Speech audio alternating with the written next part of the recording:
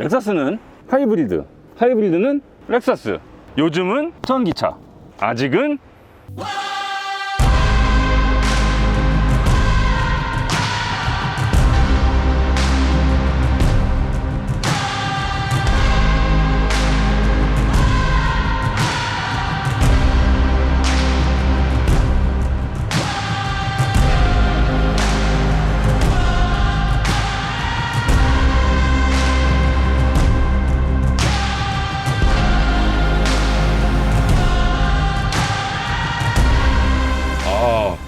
진짜 그냥 딱 보이는 데마다 다 저기 엽서 같아. 진짜 제주도가 우리나라 땅이라는 게 너무너무 다행스러워.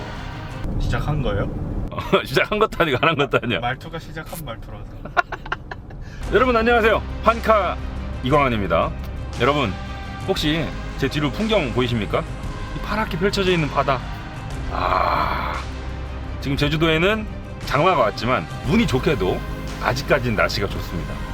지금 제가 이렇게 제주도 해안 도로를 달리며 타고 있는 차는 바로 렉서스 NX입니다. 2세대로 새롭게 진화했거든요. 오늘 이 차를 타면서 어떤 느낌일지 알아보겠습니다. 지금부터 판카.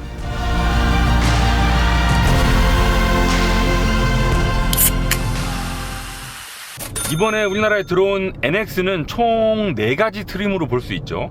2가지 파워트레인에 4가지 트림.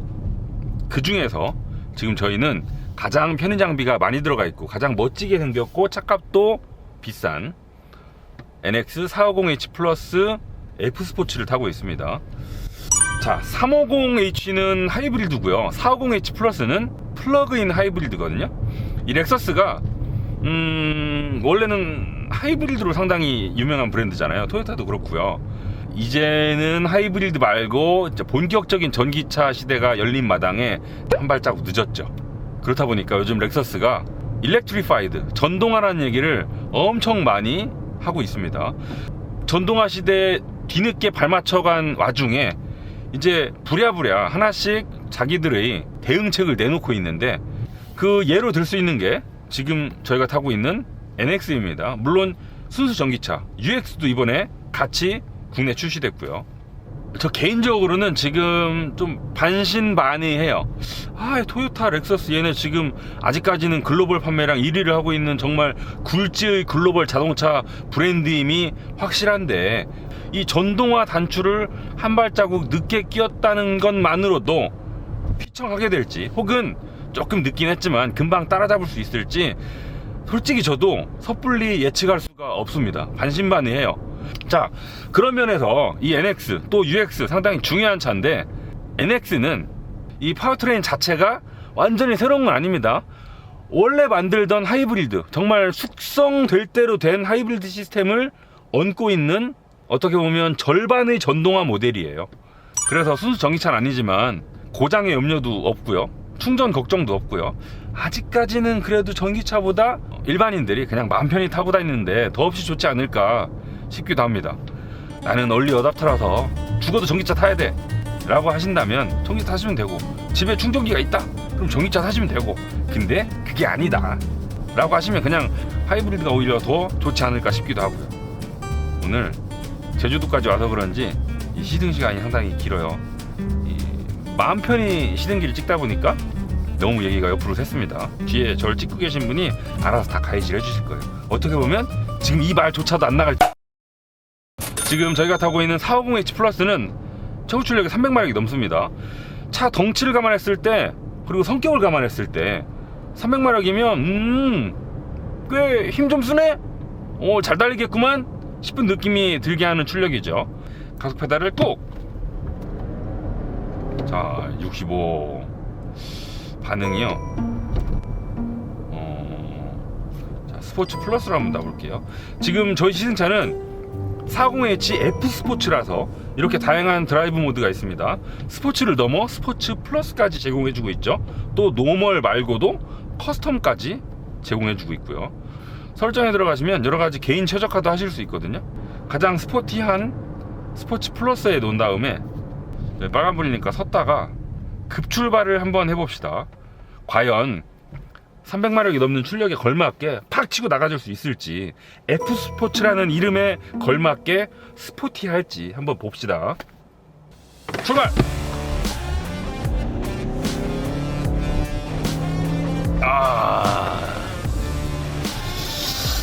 글쎄요. 제원표상으로는 300마력이 넘는데 방금 제가 정지 상태에서 꾹 밟았을 때 팍 치고 나가는 느낌이 300마력이라고? 진짜? 좀 이런 반응을 불러일으켜요. 살짝 의아한, 되게 부드러운 가속감을 연출해주고 있습니다. 근데 평상시에 좀 스포티한 운전을 즐기시는 분들이라면 모를까, 렉서스라는 브랜드 이미지, 또 차의 성격, 이런 걸 봤을 때 실제 나가는 느낌이 300마력 같지 않다고 치더라도 크게 단점일 것 같지는 않아요. 내가 막 채찍을 마구 휘두르며 가자 막 했을 때 반응이 부드러워서 좀 그게 단점일 뿐이고, 이렇게 일상적인 주행 환경에서 뭐 충분히 차를 잘 밀어내고 있거든요.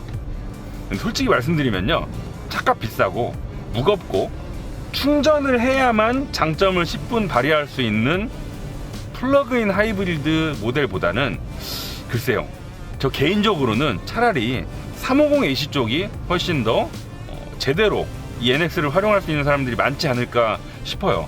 내가 만약에 주택에 살고 충전이 용이하다, 전기차 충전소가 근처에 있다, 이러신 분들은 플러그를 꽂아서 외부 전원으로 배터리를 충전시키고 출근할 때 엔진 시동 한 번도 안 걸고 전기로만 왔다 갔다 하고, 이런 분들한테는 더할 나위 없이 좋겠지만, 그렇지 않고 그냥 나는 그런 거 다 귀찮고 아직까지는 전기차 잘 모르겠고 그냥 기름만 넣고 싶고, 이런 분들한테는 차라리 350H 쪽이 좀 더 낫지 않을까 싶습니다. 무게도 지금 쟤는 1850kg, 얘는 2030kg이거든요. 638, 60kg 몸무게 나가는 성인 3명이 덜 탄 꼴이거든요. 차는 무조건 가벼워야 재밌습니다. 가벼운 만큼 운전 재미도 크게 뒤지지 않을 걸로 예상되고요. 그래서 저라면 아마 350H를 사지 않을까 싶네요. 자, 주행 모드는요, 지금 저희가 타고 있는 차가 450H 플러스 F스포츠잖아요. 그래서 좀 많습니다. 기본 상태 노멀에서 한 번 더 누르면 커스텀, 설정 들어가시면 따로따로 조절도 하실 수 있고요. 오른쪽으로 한 번 돌리시면 스포츠, 한 번 더 돌리시면 스포츠 플러스까지 제공해주고 있죠. 그리고 왼쪽으로 돌리시면 에코도 있고요. 자, 일단 노멀로 놓겠습니다. 이 상태에서 EV 모드를 또 제가 설정을 할 수 있는데, 그냥 EV 오토로 가고 있다가, 자, 위에 있는 버튼을 한번 누르시면 하이브리드 모드입니다. 이럴 때는 말 그대로 하이브리드 모드로 가는 거예요. 그리고 한 번 더 누르시면 EV 모드로만 가죠. 이때는 엔진이 잠자고 말 그대로 모터로만 달리는 겁니다. 이렇게 EV 모드로만 가더라도 힘이 넉넉해요. 봐요. 지금 제가 가속 페달을 한 40%, 50% 밟았거든요. 전혀 스트레스 없이 나가죠. 이 2.5리터 가솔린 엔진에 짝 맞추고 있는 전기 모터, 얘만 해도 100마력이 넘고요. 또 E4 시스템을 위해서 뒤쪽 차륜에 들어가 있는 모터도 한 50마력 정도 되거든요. 요 모터 두 개만 해도 150마력이에요. 거기에다가 전기 모터니까 토크가 높으니까 이렇게 중저속 영역에서 차를 가뿐하게 밀어낼 수 있는 거죠. 이 450H 플러스보다 350H가 더 좋지 않을까요? 라고 말씀을 드리긴 했습니다만, 또 이렇게 전기 모드만으로 달릴 때는 플러그인 하이브리드가 또 좋긴 하단 말이죠. 450H 플러스를 선택하셨을 때 누릴 수 있는 EV 모드만의 장점이 분명히 있다. 나가서 술 먹고 밤에 집에 늦게 들어왔는데 대리운전이 주차할 때 엔진 소리 방방방 내면 와이프한테 걸리잖아요. 주택에서 그런 거 없이 딱 조용하게 주차하고 쥐죽은 듯이 들어가서 자고, 뭐 가장분들 그럴 때도 좋으실 것 같고요. 그러니까 딱 요거 조건 하나만 보시면 됩니다. 내가 충전이 편하다 그러면 플러그인 하이브리드, 난 충전 좀 어려운데 그러면 그냥 일반 하이브리드 350H, 450H 플러스 왔다 갔다 선택하시면 될 것 같아요.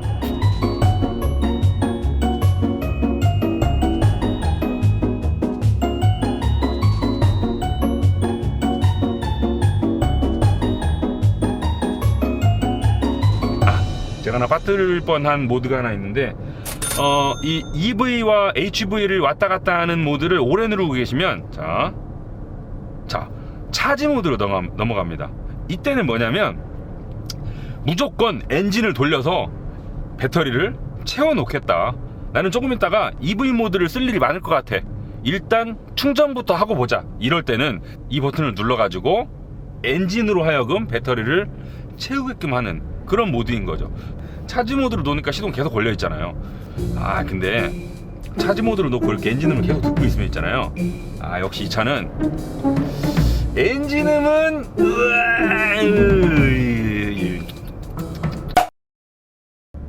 그래서 이 차는 이렇게 엔진이 항상 깨어 있는 것보다는 차지 모드를 끄고 EV, HV 자동 모드로 놓고 잠깐 충전하고 잠깐 힘쓰고 또 고속일 때만 엔진 깨어나고 이런 식으로 달리는 게 훨씬 더 이 차에 어울리는구나, 이런 상황을 위해서 만든 차구나 라는 걸 이 청각적으로도 바로 느낄 수 있습니다. 지금 이 NX에 들어가 있는 최신 하이브리드 구동계 4세대라고 하는데 3세대랑 달라진 점은 파워 스플릿 디바이스, 발전기, 충전기, 요걸 묶은 그 기계 장치가 훨씬 더 컴팩트해졌다고 합니다. 무게 배분에도 훨씬 더 좋을 거고요. 엔진룸 공간 활용에도 훨씬 더 유리했겠죠. 그리고 또 토요타 하이브리드 시스템에서 중요한 장치가 바로 파워 컨트롤 유닛이죠. 이건 뭐냐면 되게 복잡한 그 전기의 흐름을 관리하는 유닛이죠.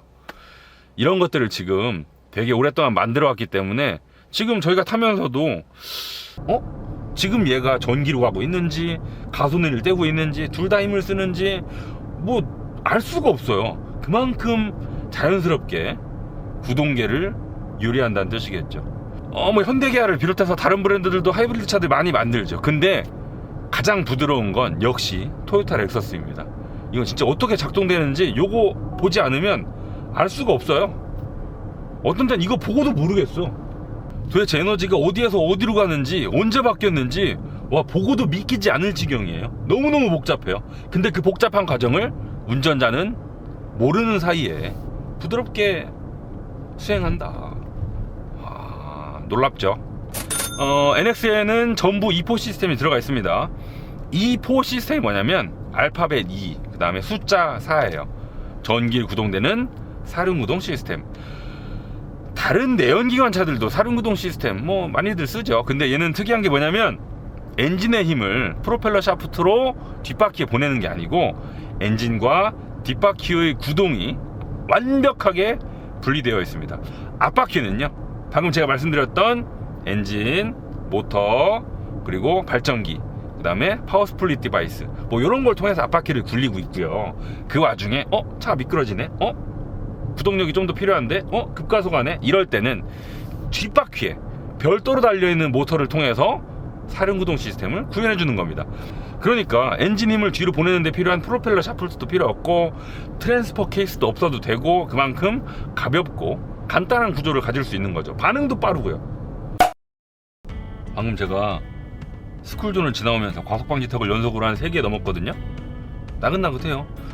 이건 역시도 무난합니다. 지나치게 딱딱하지도 지나치게 물렁물렁하지도 않아요. 참 적당한 수준에서 버무려 놨기 때문에 딱히 말씀드릴 게 없어요. 차라리 너무 단단하거나 너무 부드러워서 말할 거리가 있었으면 좋겠다 싶을 정도로 딱히 드릴 말씀이 없습니다. 딱 적당해요. 자, 이런데 길이 안 좋죠? 적당해요. 브레이크 페달 담력도 적당하고 하체도 적당하고 지금 휠도 꽤 크거든요. 20인치 휠이 들어가 있어요. 근데 그런 걸 감안하면 충분히 수긍할 수 있는 수준의 승차감을 연출해주고 있죠. 내구성 좋고 디자인 1세대보다 훨씬 예뻐졌고 특히 실내 여러모로 나아졌는데요.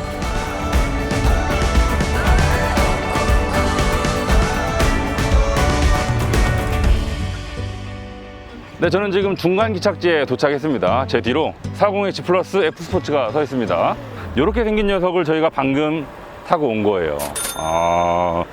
디자인 어떻습니까, 여러분?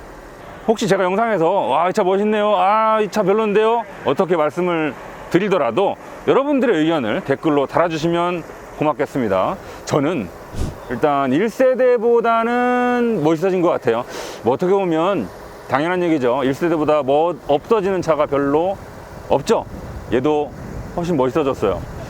멋있어지긴 했는데 그 느낌은 상당히 비슷하거든요. 그게 왜 그러냐면 그 렉서스의 디자인 철학 있죠. 엘피네스 디자인, 그걸 1세대나 2세대나 동일하게 잘 구현해 놓고 있기 때문입니다. 그래서 저는 이 엘피네스 디자인 상당히 좋아하거든요. 아래로 떨어져 있던 화살촉 모양의 주간주행 등 고개 헤드램프랑 하나로 합쳐졌죠. 이 스핀드 그릴 역시나 들어가 있고요. 마치 ES의 콜을 보는 것처럼 날카롭게 연출했습니다. 지금 보시면 휠도 얘는 F스포츠 20인치 휠 들어가 있죠. 다른 차들은요, 보통 지붕 실루엣을 옆에서 이렇게 봤을 때 가장 높은 점이 보통 이 운전자 머리 위입니다. 근데 얘는 저 2열 승객 머리 위, 저 부분이 가장 높죠. 픽포인트가 저기예요. 이것도 상당히 특이한 부분 중에 하나입니다. 그래서 옆에서 이렇게 보고 있으면 이 뒤쪽 덩어리가 조금 더 다른 차들보다 커 보이고요. 뒤에서 앞으로 꼬꾸라지는 쐐기 형상이 도드라져 보이죠. 엉덩이로 가봅시다. 엉덩이도요, 비슷한 듯 다르거든요. 어디가 달라졌냐면 원래 1세대는요, 자료 화면으로 나가고 있는 키보드의 그 가운데로 몰린 화살표 모양 있죠. 그런 식으로 면 처리가 이렇게 거의 수직적인 요소들을 강조하고 있었어요. 그리고 옆면과 뒷면을 딱딱 끊어내고 있었죠. 하지만 지금 이 2세대 NX의 뒷모습을 보고 있으면 기존보다 수평적인 요소가 훨씬 더 많이 들어가 있습니다. 그래서 실제보다 넓어 보이는 경향이 있죠. L자형 리어램프도 상당히 멋있게 달려 있고요. 좌우 리어램프 사이로 빨간 선이 쭉 지나가고 있는 점도 최신 모델답고요.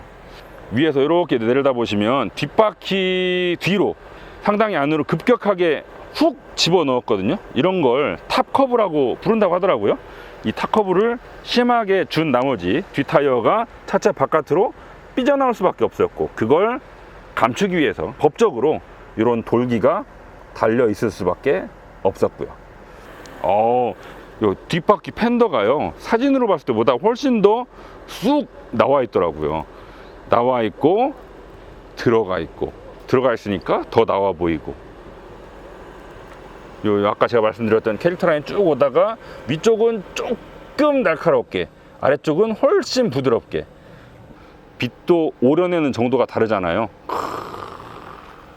자, 문을 여시면 이게요, 보통 다른 차들은 이 핸들 자체가 움직이잖아요. 얘는 고정입니다. 고정. 그리고 문은 이 안에 있는 스위치를 누르면 탁 튕겨내요.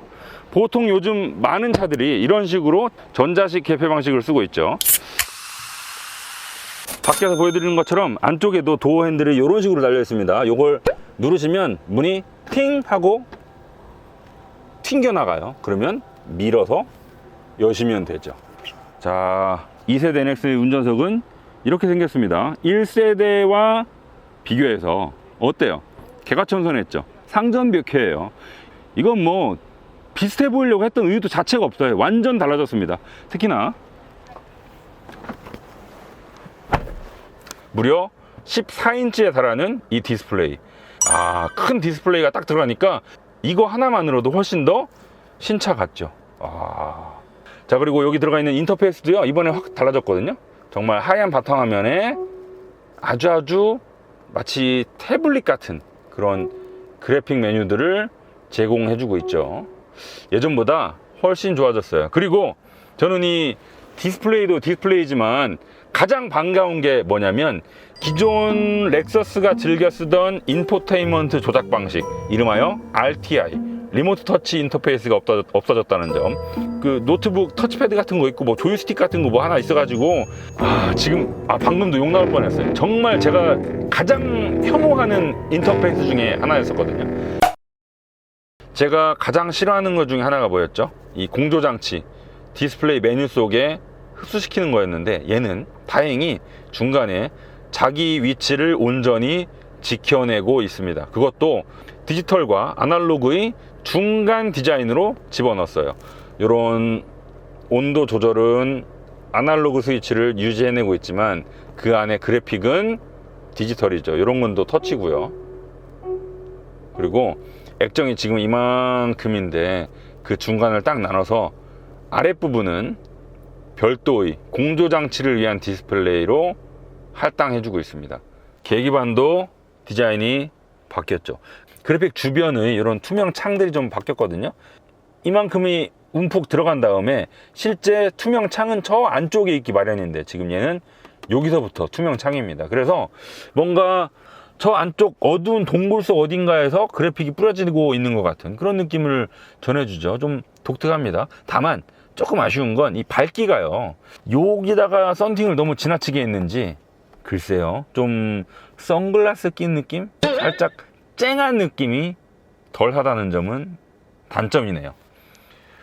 운전대에도 멀티펑션 스위치가 있죠. 요거 만지시면 저 여기 HUD에 그래픽이 바뀝니다. 이런 식으로 요걸 통해서 HUD의 여러 가지 메뉴들을 바꾸실 수 있다는 점, 이런 건 상당히 좋아요.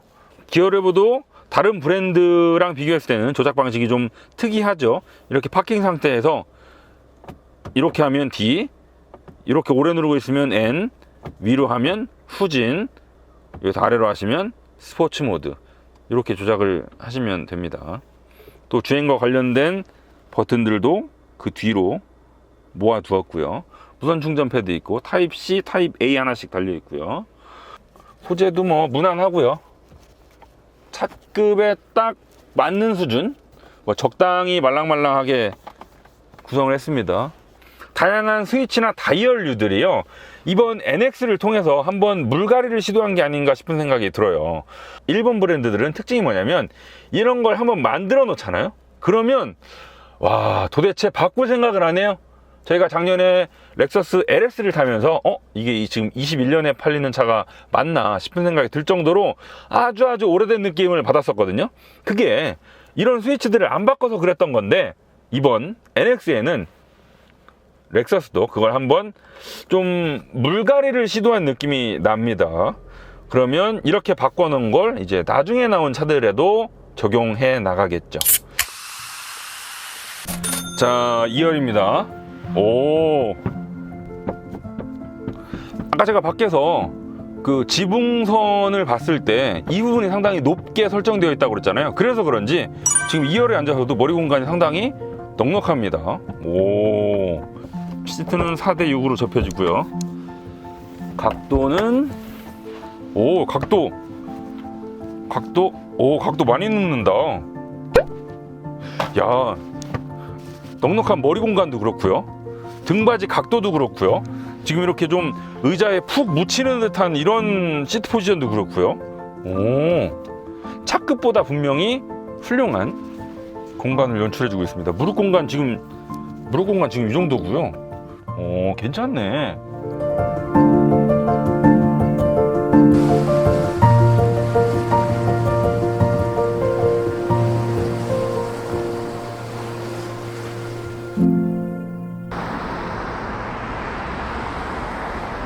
뭐 기념사진 한번 해? 어깨 동무하고? 기념사진 한번 찍어야 되지 않을까요? 아, 형 까맣게 해서 안 나와요. 역광. 안 나와? 아, 귀엽다.